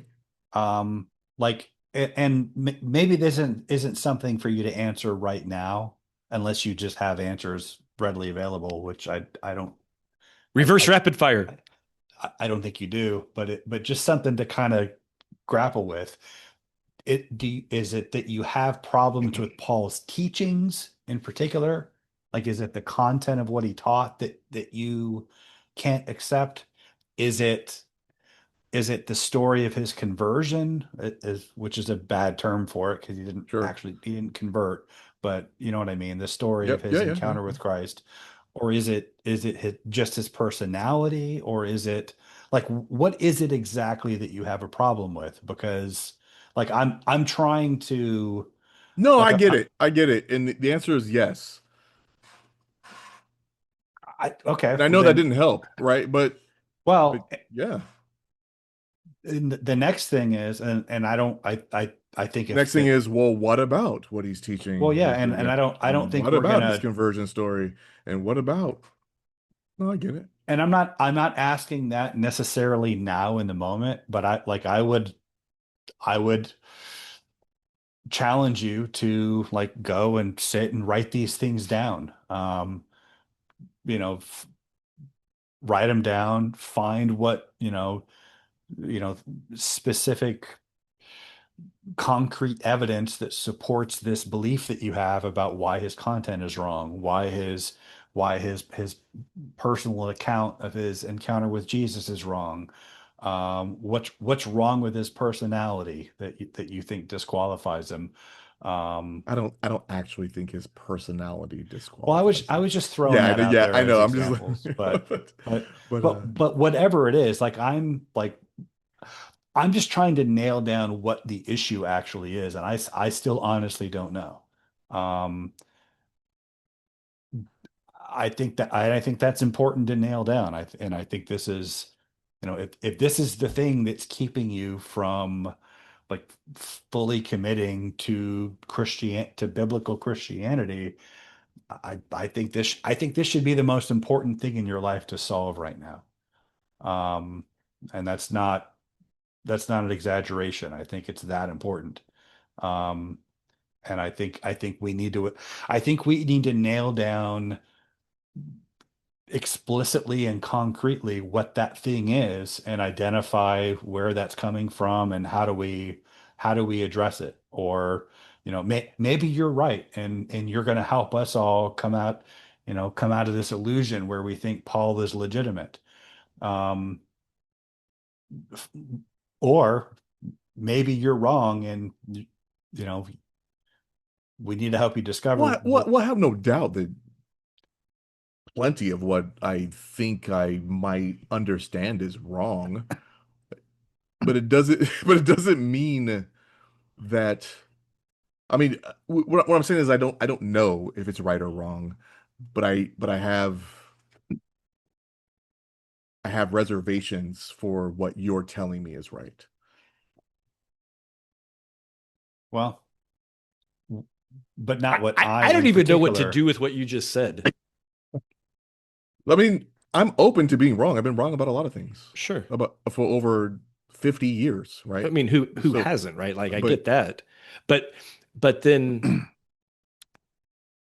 I mean, I don't know what's right, is what I'm saying. no, And I, I but you, I, and a I, but person I can't think know we should. something's right until they know it's right. Like I get that. Like so the light bulb has to go off for you to go, "Oh, okay. This is Yeah, actually I get and that." and to be clear, I hope I don't need to say this, but maybe for the listeners' benefit, I do not want Dre to just pretend he's okay with Paul to satisfy me I when he's won't. really not. I won't. So, I mean, Um, you can take a look at the history of my life and so many times that I could have easily just gone with stuff to make my life easier. yeah, And and I don't. it has to do with my religious history, right? So here Yeah, I am growing up in a household that has crazy beliefs. And so that's one thing. I didn't just say I believe this. Never one time if I was like, oh yeah, yeah, I'm a believer. I know all this is true. I know this church is true, right? I've and I never said wasn't. it in my life, right? I know I you haven't. I And wasn't also, suggesting you would, right, but and I was I didn't want it to seem like I was pressuring you to in go a against your 30 conscience. year marriage where I could have easily just got baptized into that religion and made my life 1000% easier. Easier with my kids, easier with my extended family, easier with, right? So never will I lie to God. Not happening. If I don't know that to be true, I'm not going to say, yeah, I believe that's true. Because God be like, lying. You lying. And I would like, yeah, you right. So, I mean, I don't know what you are to do with that, but never, you don't ever have to worry about, and the listeners never have to worry about me saying something that I don't actually believe. I was only worried that the listeners might think I Yeah, yeah. was like Pressuring and just I trying to mean, hector you into yeah, like you've known me for a very long time, and if you haven't been hectored yet, like why? I don't even know what that means, but Nor I. hectored. When I use it, I'm like, if the context fits, I'll just use it, and I probably sound silly, but it's like nagging, but It's when you stand outside the gate of a wall that's never been broken and you scream right. for Hector to come outside so you can fight him. I don't know why he didn't be like, hey, archers, shoot that motherfucker. hectoring I don't. is like nagging, but it's manlier. It's Yeah, like I'm saying I honestly think the root is calling Hector out of Achilles, Brad Pitt because Hector yelling at didn't have to Eric come out. Bana. Hector could have just shot his ass right He there. could have sat, yeah, he could have sat back Sure. there and just sniped him and been like, but Shut he had up. too much honor. And Like, Achilles knew that. Hector's my hero, dude. He knew that I knew that he knew that I knew. Hector's dope. I thought it was totally stupid. I would have shot him from the get and gone back into my hot wife and You want me to go thought about fight? it You want me to go again. fight a Nephilim? Are you out of And your then- mind? And then slap the piss out of my brother for getting me into this mess. I always thought that was so terribly stupid. I'm like, why? Like, how that's gonna go. What are you Mhm. gaining by that? Just Mhm. kill the guy. He's going to the afterlife. Duh. These are religious, probably. Hector was a good guy. He's better than Hector- us. That's what we just learned. No, I Hector don't was think better so. than all three of us. I think I'm better than Hector because I would have I would have shot Achilles from the. I would have had I had a whole army there. I've been like, hey, army, we got to kill this Nephilim right now. Then I would have gone back into my hot wife and not thought about that guy one more second. And I would have been around to be like, hey, this horse, this seems sus. We probably should burn it. Hector What's would have definitely sorted through that. He's like, hey, what's that smell? Oh, there's dudes in there. Bummer. Now, if I thought I could beat Achilles, I'd probably be dumb enough to go out and do it. But if I knew ahead of time, Hector damn sure knew he was not going to beat Achilles. Yeah, if I knew ahead of time, his pops like, don't go down there. What are you doing? He's like, I gotta go down there because my brother's a douche. Thanks. Thanks, Orlando Bloom. All right, so I implore you to create a Paul journal. Write a Paul journal. I had one a long time ago. That's where I got my rapid fire questions from last week. But yeah, I'll have to make a better one, obviously. So it's fine. Well, yeah, just like search deep in your feelings and figure out what exactly it is. And yeah, and I think we ought to revisit this next week. But I think Dre, Paul journal. I think Brian's right, but I think more importantly than like just writing stuff is what are the key challenges, right? And so like I explained, that's why I explained my journey, right? Like mine was specifically about the person, which then affected the other two, because Brian kind of formed it as three, is it the revelation, the theology, or the person, right? The theology was like, I just kind of took it as face value because it's what I'd always been taught. But then when I started having a problem with the person, that colored everything else. I was like, did he really see Jesus? And if he didn't, then we got a real problem. And then his theology is in question, right? So mine was really about the one thing. It was about the person that turned into all three. And I really got through it by resolving the theology. And when I really kind of laid the Pauline, Brian, I'm not saying this to aggravate you.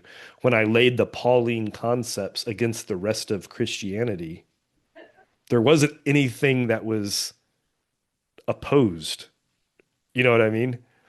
So then it turned into. Now you say that. Well, I said that earlier. He's been saying it the whole time. Yeah, you find weird ways to hear what I'm saying because you think I'm saying something else. because you think I was trying to like have a fight, You and and I Matt have been wasn't. aligned at this entire show. Like Mhm. you're violently agreeing. Yeah. Mm.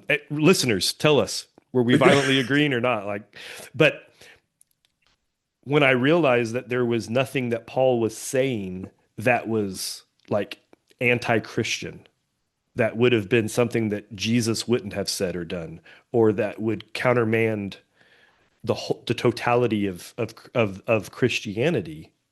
There's some nuances for sure. But again, that was when I realized that's why they're here, because we needed those extra nuances to help us get here. Like, we stand on the shoulders of giants, and one of those shoulders was Paul's. Would If you we would didn't have you Paul's shoulder to stand on, I firmly believe we would not be sitting here with remotely the same concept no, we of well God. that's kind of my point. Well, So and why I say that is that I think that nuances do matter. Sure. So with those nuances, if it could have just gone 6 degrees in the wrong direction, Hmm. then by the time you get 3,000 miles away, you are not even close to on You're course. not a Right? 10-digit grid from where you're supposed to be. Right. oh, Yeah. Correct. So to me, when you ask the question, could Christianity without Paul be subverted? My answer was yes. Hmm. And since we don't know any of the others, like it just seems subverted to me. And I well, don't know what that means. I Like think it's you worth said pointing out here. you said that I don't have a problem with his theology because it's what I've been taught. It's what I No, I said know. that wasn't So my leading. That wasn't my Well, leading right, yeah, concern. okay. I'd like to point something out here. The biggest difference between Paul and the other apostles is not the substance of their teachings. The biggest difference is in the form of their ministries. Um, Mhm.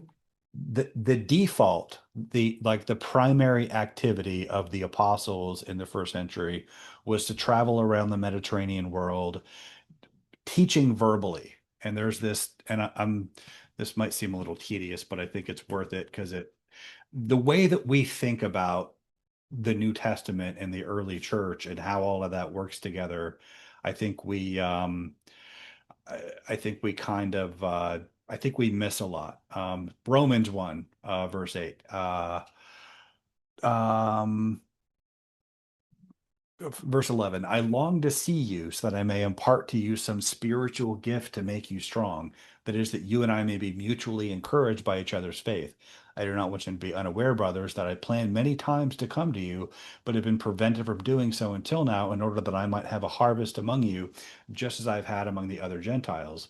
I am obligated to both Greeks and non-Greeks, and this kind of leads into him spending a lot of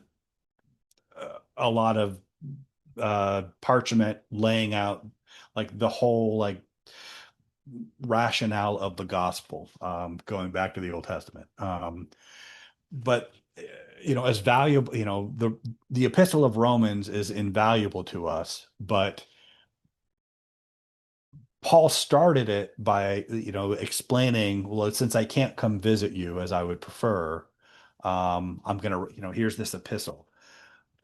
That's a pretty good snapshot of all of the apostles and their ministries. They went and visited these places in person.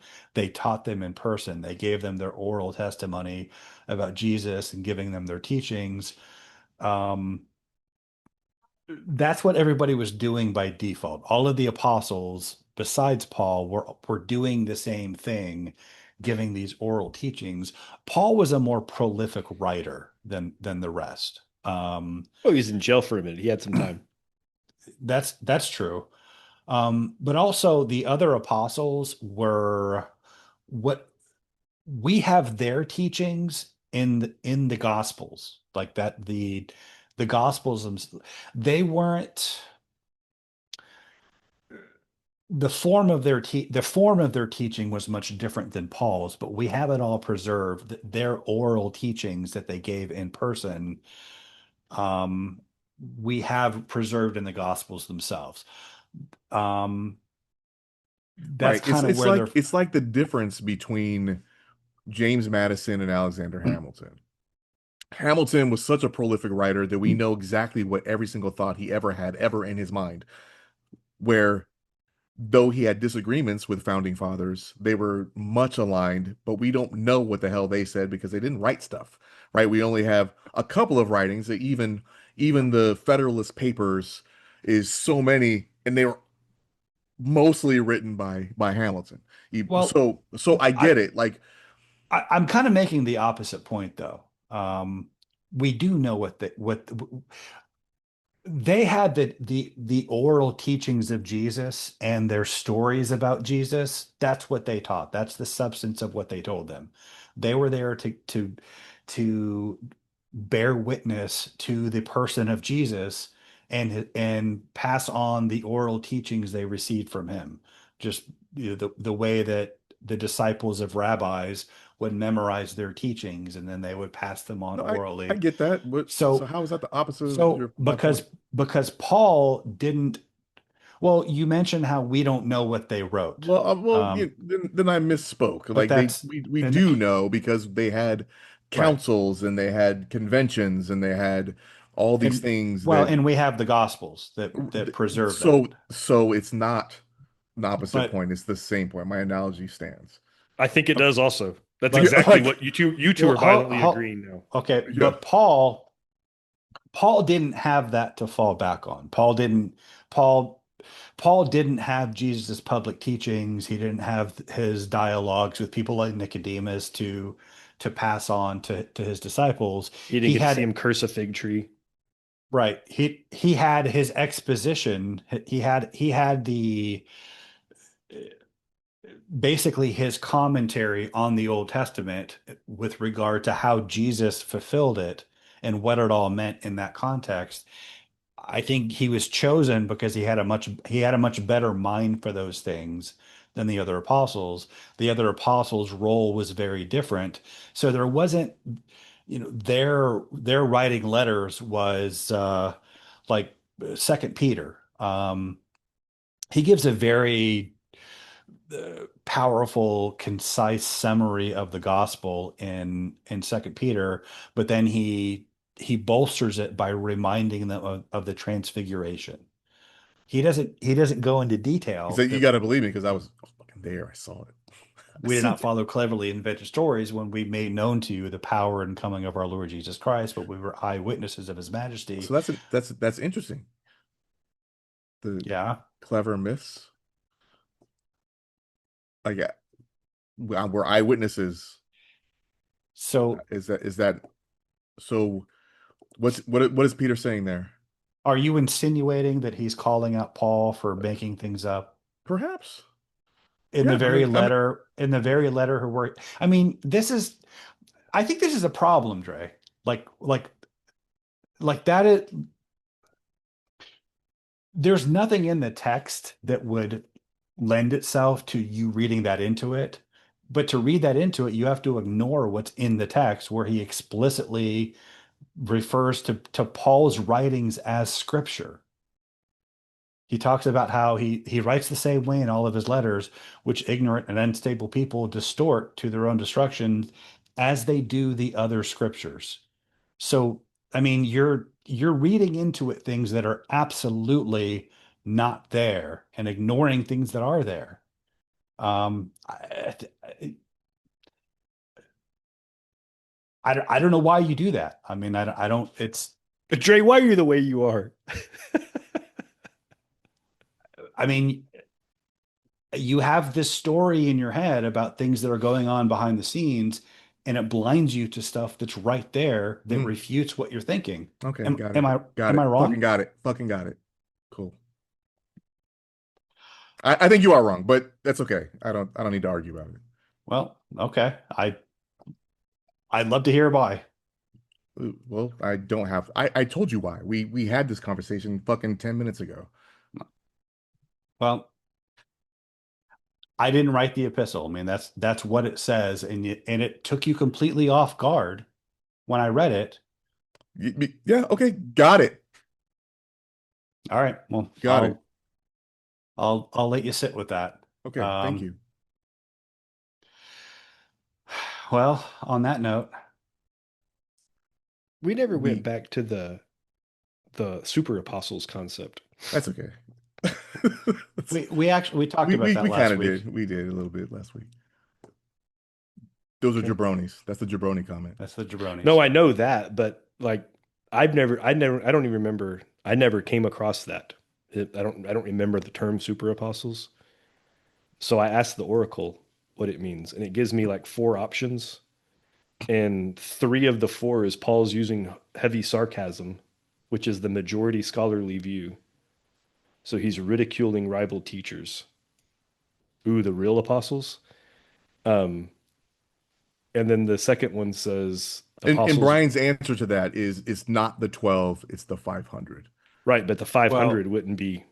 Why Would would be they be they'd be super because special? they were there. They when Jesus appeared to them and they walked around during Jesus's No, ministry. that's not what this. That's not what I'm just saying. This is what Okay, this is okay, yeah. saying. Yeah, I don't have a dog in this fight. I didn't Sure. even know the term existed, um, because the word apparently means hyper, not super. We Right. well, that's a translation, it right? Sure. well, Over or beyond. it's like the Übermensch Right. is the Yeah. German for Superman, and the Greek for super is same thing. Right. And it That's says that true. the surrounding context is dripping with sarcasm because Paul says, I speak as a fool. I'm out of my mind to boast like this. So he's basically being very self-deprecating and then goes, but not the super apostles. Right. So it's, so Um, it's, I think that's part of their rift. I I think we And I, could rule out that that's the 12, because you can see how he talks about the 12 in other contexts, and he does, oh yeah. and he's never anything but reverential and deferential. But in any organization, there's always people who are ambitious and self-promoting, and I think the early church would be no different if you were an eyewitness to the risen Jesus, and there's opportunity to promote yourself. Yeah, a certain amount of people are going to do that. They're gonna Yeah. jockey for position, and but we don't have any epistles from them because they apparently weren't very influential, and they didn't they exalted themselves and so were humbled. But again, they're like, unless we're just insinuating things out of this paranoia about about You just things dead we name can't. him. it's the same um name. It's actually he didn't get renamed. He just it's a different language. yeah, it's just the Greek Yeah, for Saul. it's He funny. didn't Like, get oh renamed. no, Oh, no, it's the same. It's the same name. I learned two things tonight. yeah. um He's always been Saul. Saul, Saul, Saul. I was going to call this episode Better Solve Saul. Better You Call should, Saul. you should just do it anyway. And to the listeners, we actually do love each other, and I'm actually appreciative of what Brian is saying to me. and His dickishness Just so comes you from know. love. it does actually, like, but you know Dre knows that. And Yeah, for sure. But just so the listeners know that, like we wouldn't be doing the show every week if that wasn't the case. Or I'm gonna maybe get a text from my dad. Is y'all show over?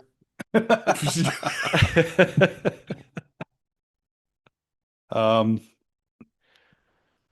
no, I just I just care about you, man, and you know okay. that. Yeah, I appreciate that. No homo. Yeah. Uh, But why we gotta go there? Why we? I mean, just it's what the agape, kids huh? say. Little agape. Yeah. No eros. Little eros. That's actually a slick way to say that and not get in trouble because nobody know what you mean. It's true. I No love you, man. homo. No eros. No euros. Yeah, I'm so I using should that. I And should have people are thought like, of that. what are you talking This about? conversation has no guardrails. All I right. think I think it was agape, but lot of philia. Little philo, yeah. Oh, Philo, okay. Yeah. yeah. Feel nice. I don't know if I have any agape for you two clowns. I got a lot of philo. I think we have a foundation. I think our roots are more philia, Yeah. and Maybe a little eros. and as we, well, we were young. I was on ship. Like, what do you? I mean, I was pretty jacked back then. Oh my goodness. But anyway, it's getting weird. So, I mean, let's get weird.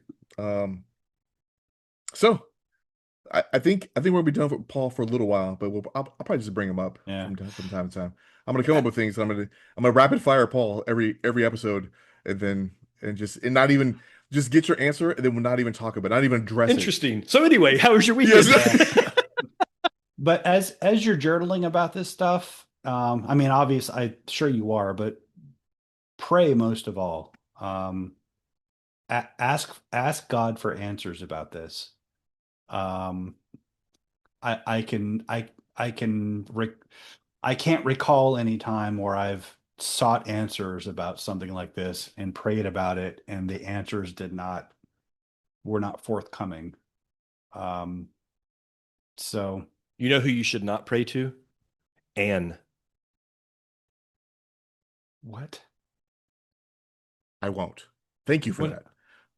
I was thinking about it, and now I'm not. Now I'm What not do you- going to do it. What are you talking about?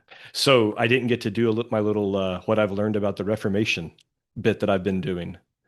Oh, There was a cult when the Catholics got so crazy about worshiping this lady Mm-hmm. that they were like, man, if she was that special and she had to be sinless, which meant she was born without sin. Well, how does somebody her get mother. born without original sin? Her mother must have been amazing. Who was her mother? They made up a name for the woman because she's not mentioned in the Bible. They called her Anne. my mom's name is Anne. Well, Your mom's maybe- sinless? That's why I was born sinless. the heresy just went off the charts at levels mean- I've never There's no said. guardrails in this heresy. I messed it up pretty soon afterwards. No, but seriously, guys, they I've heard of were this. praying to this Anne. Yeah. And I don't even know what her last name. I don't remember her last name, whatever. But I was reading don't- it. I'm like, what? They didn't have last names back then. Their heresy had no bounds. Yeah, I mean, the slippery slope is, And then- is real. While Martin Luther was doing his Luther things, there was another dude named Zwingli Zwingli. that was almost doing the exact same stuff, but had more like dope theology. But then he messed around and got killed in a war. My man suited up in a suit of armor and had a sword and the whole bit and just got like, I think Martin Luther sent him. he got handled. And Martin Luther found out and he was like, that's what happens when you pick up a sword. He should have known better. Martin Luther's a bitch. This stuff is wild. Like, there needs to be a really good movie made about this. There needs to be like a Netflix documentary. Just the historical stuff, not the theology, not like the Catholics are right or the Protestants are right. Like, this is a history book. This isn't a religious book that I'm reading. Yeah. They did a movie on Martin Luther. Who's the guy? Not Ray Fiennes. I think it's Joseph Fiennes, his younger brother. Mhm. He played Martin Luther. It was all right. We should go to Angel Studios with And this get them to do idea. this. Get them to do Man. this. It would be so freaking good. We can get Jim Caviezel. Because this is chock full of like wars, battles, like powerful families, money, intrigue. We can get Amazon to buy it and make it to a miniseries? Yeah. seasons worth. Yeah, I mean that's a lot. There's a lot going on. It's actually really, really interesting. Well, It's like- the Middle Ages are crazy, right? Or the Reformation, I guess. It's like The Game Re- of the Ren- Thrones, the but Renaissance. without the full frontal male nudity. Without the dragons and the zombies. There's and- there's dragons. Hold but- on. but So we they're- would have a Reformation movie without full male nudity? I'm out. Sorry, That's probably table stakes for Angel Studios. I should have worked up to that. Yeah, bro. Angel Studios like, well, I'm out too. Like, I don't know where Right. the hell. What was I going to say? What was the other There thing? are dragons in it though. They're metaphorical. Well, you can't write them, so what's the point? Um, it Or is can actually a you? lot like Game of Thrones reading this because there's Yeah. so many place names and people involved. And it's like constantly now, and it's like now we're going to jump ahead and go talk, see what this guy's doing. And I'm like, wait, who?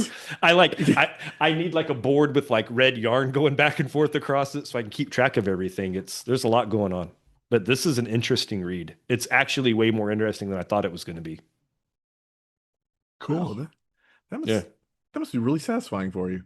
You're like, I thought I was going to drudge through this, but this is dope. Well, and I a cool thing happened. So I had to travel last week, which is why I wasn't on the show for the listeners. I was in DC for a work trip, and I'm a accomplished traveler. I've traveled a bunch for my career, but I haven't traveled lately, and so my